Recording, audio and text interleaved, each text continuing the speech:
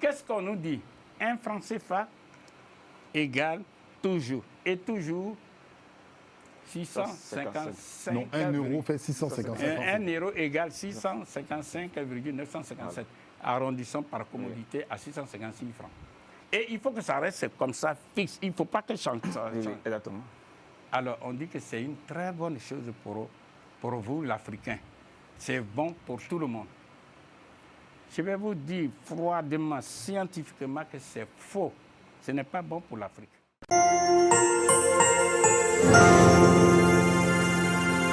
Le franc CFA est-il une simple monnaie ou le plus grand obstacle au développement de l'Afrique?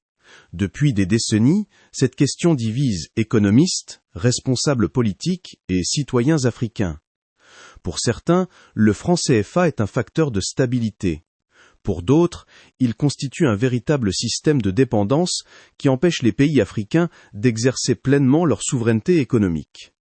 Dans cette émission des week-ends de la BAC, le professeur Nicolas Gourou présente son livre « Le franc CFA et l'euro contre l'Afrique ». Il y défend une thèse forte et controversée. Selon lui, le franc CFA est un outil de domination monétaire qui freine l'industrialisation et le développement du continent. Alors, voilà, qu'est-ce que vous voulez montrer là? Je voudrais lui dire qu'il y a des références bibliographiques. Lisez la dernière partie. Il y a combien de livres? Non, parce que s'il lit, tu vas dire que non, c'est un complot. La dernière partie, 700 combien? 793.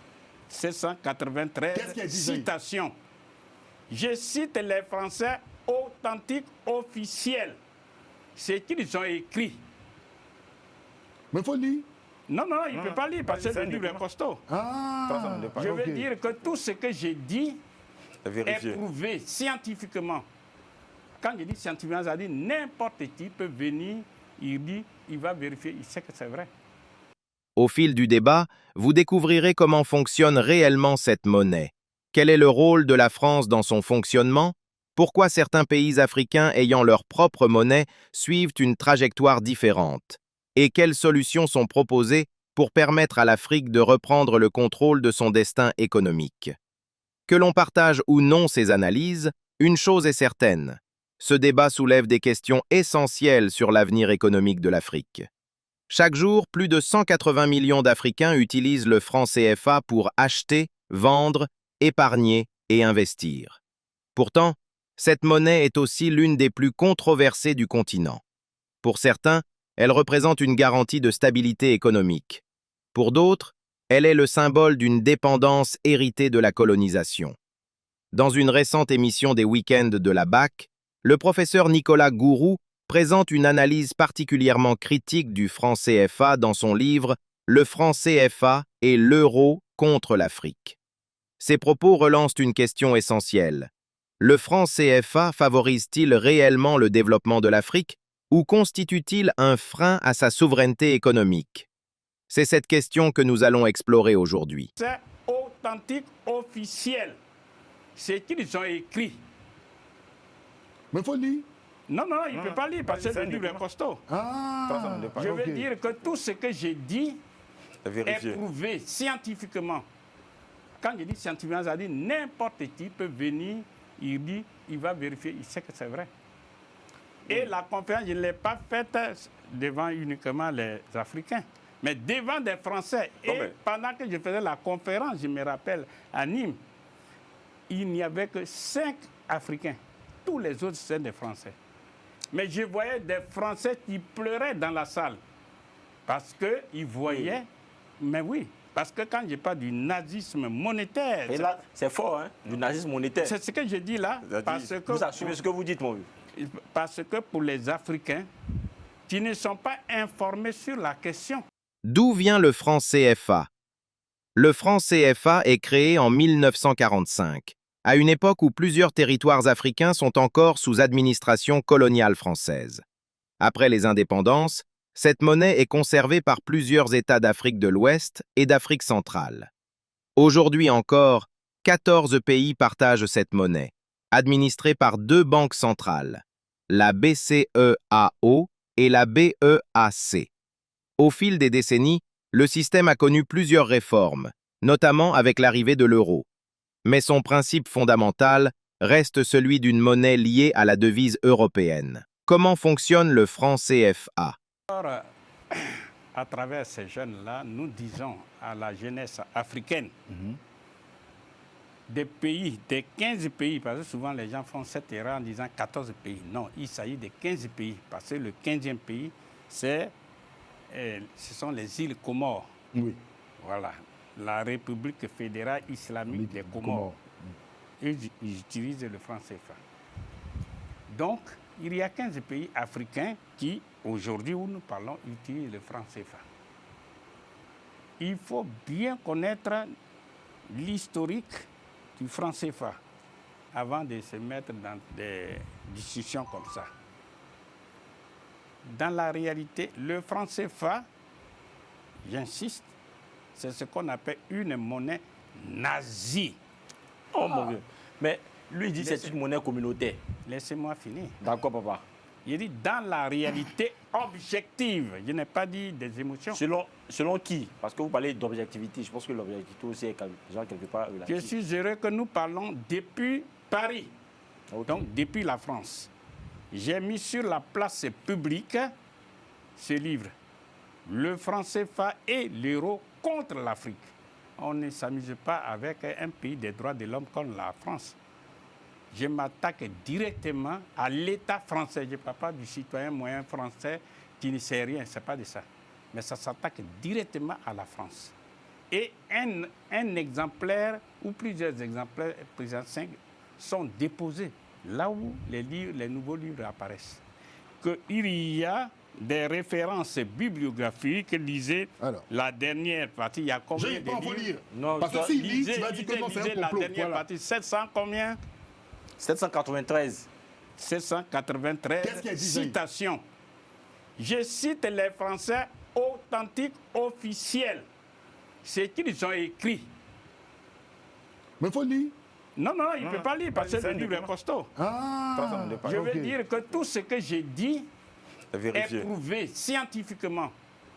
Quand je dis scientifiquement, ça dit n'importe qui peut venir, il va vérifier, il sait que c'est vrai.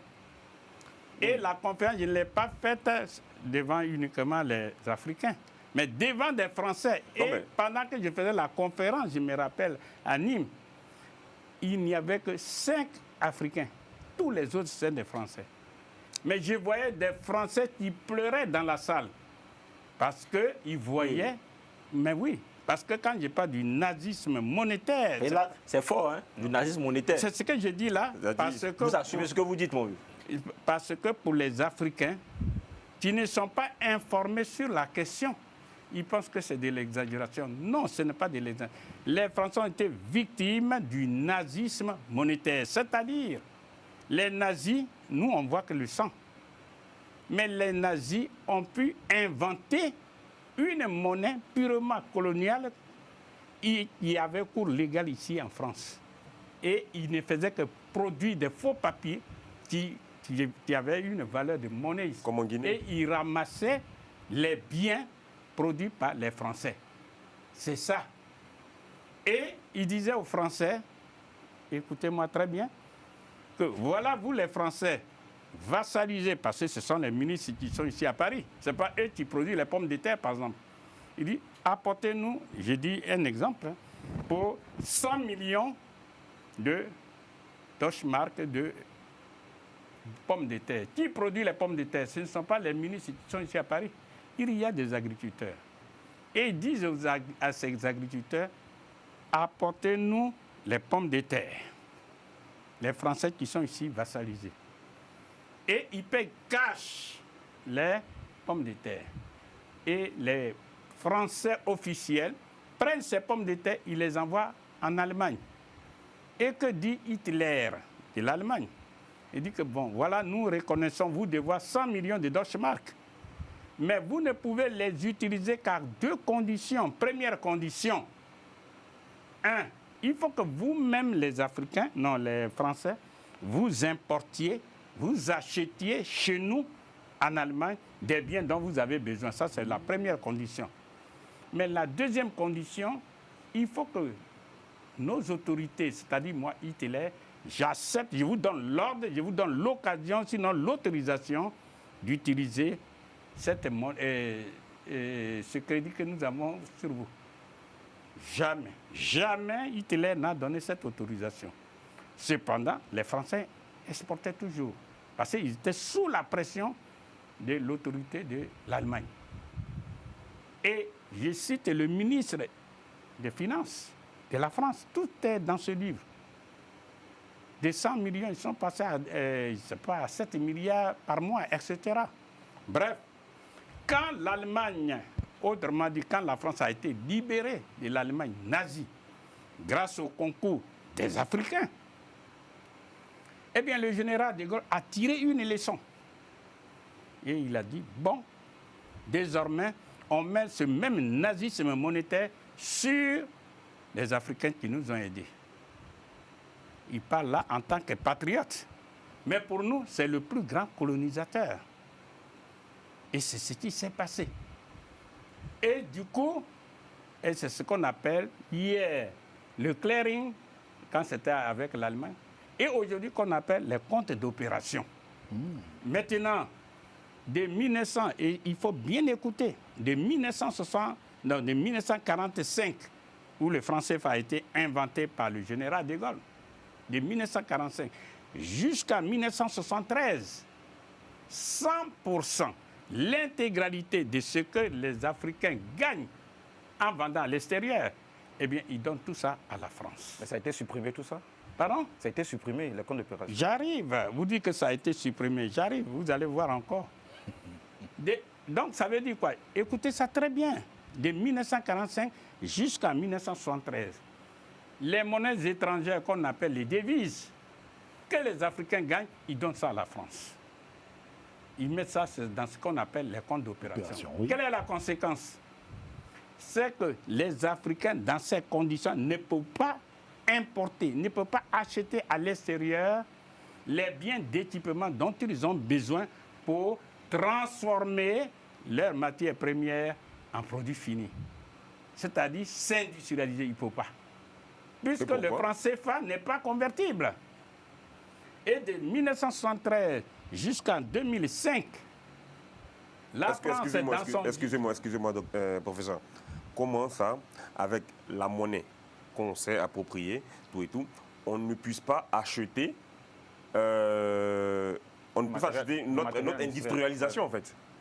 Comment ça se fait? Parce qu'on estime que, par exemple, si une machine coûte 1000 euros, on va dire 1000 dollars. Voilà, 1000 dollars. Oui. Et chez nous, ça coûte 550 dollars, 550 000. Aujourd'hui, j'ai 600 000. Si je vais acheter ce matériel-là, en quoi ça m'empêche en vrai? Parce que je ne comprends pas. Bien. Donc, je disais, et j'aimerais que vous suiviez. Ah oui, je suis. Oui. De 1900, comment on appelle? De 1000 dollars. Non. J'ai dit que de 1973 jusqu'au 20 septembre 2005. Ah, ok. D'accord. La France, dans sa générosité, a dit désormais, on ne prend plus 100% de vos devises, vous les Africains, si vous vendez à l'extérieur. Mais nous allons prendre uniquement 65%. Tout ça, c'est officiel. J'insiste sur le mot officiel. Ça est dans ce livre. Et de 2005 jusqu'à la seconde où je vous parle, c'est 50% que nous donnons à la France. Pour que vous puissiez bien comprendre. Fermez les yeux, ouvrez-les. Vous vous trouvez au Nigeria, vous vous trouvez au Ghana, vous vous trouvez dans n'importe quel pays autre que les pays de la zone franc CFA. Vous croyez que la France a ce pouvoir d'agir sur la monnaie? Non. La réponse est non. Donc nous demandons à nos jeunes qui ont l'avenir, de comprendre qu'on ne peut rien faire sans argent. Et vous le savez. Donc, je résume. Oui. Je résume pour dire, le franc CFA est d'essence nazie, aussi bien dans ses organes de gestion comme dans ses 4 principes. En fait, ce que moi je veux savoir, il a posé une question qui est très intéressante, c'est que moi, par exemple, j'ai une entreprise, je dois vendre ou bien je dois exporter mes marchandises, mais par exemple à des Américains. Oui. Donc, quand moi je vends, ils vont me donner normalement le dollar.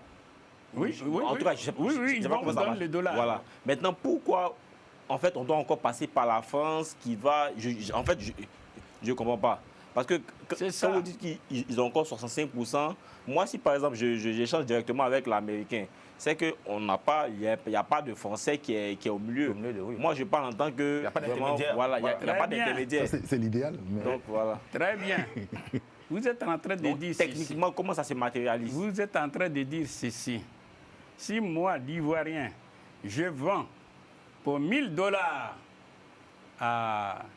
aux Américains et que les Africains me donnent aux Américains et que les Américains me donnent les $1000, eh bien, je viens directement en Côte d'Ivoire. Ouais. C'est ce que vous dites. Mais malheureusement, ce n'est pas ça. Il faut donner 50% à la France. À quel moment? À quel moment? Comment ça se manifeste? Bien. Je ne vais pas rentrer dans les détails techniques parce que nous parlons. mais oui, on bien veut sûr. comprendre, on veut Parce que- on veut comprendre. parce que nous- Je pose une question très simple. Un enfant de 10 ans, 14 ans veut comprendre réellement ce que vous C'est ça qui passez fait votre l'éveil, temps en fait. à expliquer. C'est ce que je suis en train de- Comment est-ce que nous on peut comprendre? Parce C'est que ce nous, que on veut mener le combat. Mais si on ne comprend pas, Voilà. c'est compliqué pour mener le combat. Et pour mener le combat, si vous voulez un argument terre à terre, la France se dit, pauvre nègre, tu n'as jamais inventé une monnaie. La monnaie que tu utilises en Côte d'Ivoire, c'est moi, ça m'appartient à 100%. Non, mais vous partez loin. Non, mais c'est la On réalité. dit là, on dit Mais là. j'ai pas de là. Je vends 1000 euros, je vends 1000 euros, je reçois 1000 euros. Je suis en train de dire, Mais oui. tu es obligé, Attendez, on va s'entendre. tu es obligé, le mot obligé c'est important, Oui. de donner 50%. À quel moment?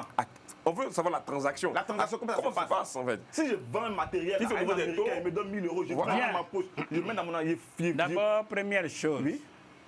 lorsque vous vendez à l'extérieur Oui. et que vous avez des devises, c'est-à-dire les monnaies étrangères, vous, en tant qu'individu, vous appartenez à une banque dite commerciale. Ok, d'accord. Voilà. Au-dessus de la banque commerciale, il y a une banque centrale. Oui, oui, ok. Cette banque centrale est en relation directe avec la France. Ok. Donc, terre à terre, la BCAO est, comment on appelle ça, dépend relation avec la Banque de de la France. France. Voilà. Ou la relation. Dans la réalité, Voilà. dans la réalité, et c'est ce qui a touché du doigt, la BCAO, Banque centrale des États de l'Afrique de l'Ouest, tout comme la BEAC, Banque des États de l'Afrique centrale, tout comme la BCC, la Banque centrale des Comores, tout ça, ce sont dans la réalité des filiales de la Banque de France. On comprend tout ça. Moi, Non, on ne comprend pas. Il arrive, On comprend tout ça. Il arrive, ok. Et que dans ces banques centrales, là, il y a les représentants de la France. comptez supprimer. Voilà, je vais revenir dessus. D'accord. Je vais revenir dessus. Mais vous dites que tu as été supprimé pour vous, vous croyez que c'est fini. C'est pas vrai. Mais oui, parce qu'on aime blaguer, comme on dit, excusez-moi du terme, on aime blaguer. Allez-y, professeur, allez-y. On aime blaguer les Africains et les Africains ont dit c'est supprimé. Ça, c'est un autre débat. J'y reviendrai dessus. Ok.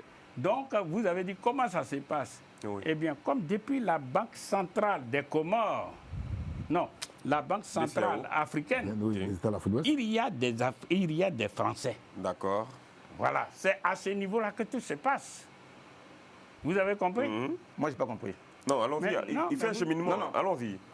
Oui, allez-y. Moi, j'ai disais pas que compris. Vous dites comment ça se passe? Oui. Les 1000 euros, là, comment mathématiquement, comment on donne les 65% à la France et puis lui, il reçoit le reste, mathématiquement, les 1000 euros qu'il a vendus. Et là, c'est ce comment? que je suis en train de vous dire, que c'est depuis la Banque Ok. centrale. Ok. C'est tout. Et donc, si moi je veux bien comprendre, pour récapituler, c'est-à-dire quoi? Lorsque on met 1000 euros et que 1000 euros font 550, c'est-à-dire que pour que ça atteigne les 550, il y a... 550 000. Oui, les 550 000, il y a...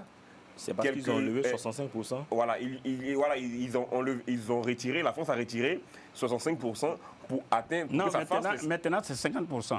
Ah, donc d'accord, donc 50%. Donc la France a retiré déjà les 50% pour faire les 550 000. Sinon, si la France n'avait pas retiré, ou même si la France n'avait pas 50%, $1000 allaient faire, par exemple, je dis n'importe quoi, Non, 650 000. voilà, clair. Voilà, il suffit de multiplier par 656 en arrondissant. Ouais. Ok, Voilà. d'accord. Donc, c'est la France qui hérite là, on comprend facilement 100 et quelques mille, 150 000. Oui, Voilà. c'est-à-dire, C'est comme je le dis, vous êtes obligés. Ouais. Ok, bon, moi, C'est c'est bon. pas clair, mais il y a des... Attendez, doucement. Moi, en fait, pour revenir sur l'élément qui est très important, vous avez dit quelque chose, par exemple, des pays tels que le Ghana et le Nigeria. C'est intéressant parce qu'eux n'ont pas de compte d'opération avec la France. Mais comment se fait-il que ces pays sont encore en retard et ne sont pas encore industrialisés? Très bien, ça c'est une autre question à laquelle je vais répondre. Maintenant, est-ce que vous avez fini avec le problème du franc CFA? Ça c'est une autre question. Non, on est dans le franc Bon, moi, CFA, j'ai compris mais déjà. on fait une étude un peu comparative. Moi, j'ai compris déjà. Moi, personnellement, le calcul mathématique qui a été fait là, moi, personnellement, je n'ai rien compris. Parce que pour moi, je me lève, quand je vais acheter mon marchandise, moi, c'est 1 000 € est vendu, c'est 1 000 € dans ma poche. Comment est-ce que la France prend ces 65%? Je ne sais pas comment ça se manifeste et tout ça. Mais moi, je sais que j'ai vendu quelque chose à 1 000 €, j'ai reçu les 1 000 € dans ma poche. Moi, je continue de construire, voilà, de mener mes activités personnellement. Ce que la France fait là, c'est son problème. Oui. Il sait que ma marchandise valait 1 000 €, il a reçu les 1 000 €, le reste, c'est pas mon problème. Oui. Tout court. Mais est-ce que, effectivement, quand tu... Oui. Allez-y. Est-ce que quand vous faites une opération de 1 000 € par exemple, en tant que commerçant, est-ce que vous retirez l'équivalent véritable, d'accord, quand on convertit 1 000 € en euros, 1 000 € du moins en CFA, est-ce que vous recevez exactement textuellement Les d'accord, 655 gars. est-ce qu'il n'y a pas de frais, il n'y a pas de choses là-dedans? Non, les frais, tout ça, on laisse ça de côté. Alors, Mais je reçois les si à partir du 655. moment où vous avez une convertibilité qui donne la valeur en fait de 1 000 la € en francs marchandise. CFA, mais comment, Mais sur quoi on se base même? voilà, comment prennent-ils, en fait, moi c'est cela professeur, je veux comprendre, comment ils arrivent à soustraire les 65%? 5%. Non, 50%. Les 50% 50% maintenant, depuis 2005. Voilà. Faites-nous un calcul au moins. C'est-à-dire, ouais, on ne va pas trop rester dans le calcul. C'est-à-dire que pour que l'exportateur français, non, africain ne soit pas frustré, on va lui donner l'équivalent en francs CFA. Mais ce qui intéresse la France, ce sont les devises, c'est-à-dire les monnaies étrangères. Je reprends. Je vois. Ce qui intéresse C'est la le France, dollar. ce sont les monnaies étrangères. Exemple, comme il le dit, les dollars. D'accord. Et c'est pourquoi depuis 1945, jusqu'à présent, la France est sur nous. C'est pour ça. C'est-à-dire que pour que l'Africain puisse continuer à travailler, on lui donnera les francs CFA, sachant que les francs CFA ne vont nulle part. Les francs CFA ne seront pas utilisés ailleurs. Donc, sur la base, c'est la convertibilité au fait, qui joue. Au fait. Voilà. Mais dans la convertibilité, là, ça peut chuter comme ça peut augmenter. Donc la France aussi prend des risques à ce niveau. Les problèmes des risques, tout ça, ça c'est autre chose. C'est pourquoi on vous dit il y a le taux fixe. Ok. Hein? On parle de la parité fixe. Oui, ça c'est pour nous. Ça encore, n'oubliez pas cette question parce que je vais vous expliquer ce que ça veut dire. Et j'aimerais que pour les gens qui nous écoutent, on soit un peu organisé. On soit organisé pour que les gens, au fur et à mesure que j'explique, puissent comprendre. Vous avez parlé du problème de convertibilité, etc. Je disais qu'il y a d'un côté ce qu'on appelle les institutions de la zone franc CFA et de l'autre côté les 4 principes. Les 4 principes de la zone franc CFA.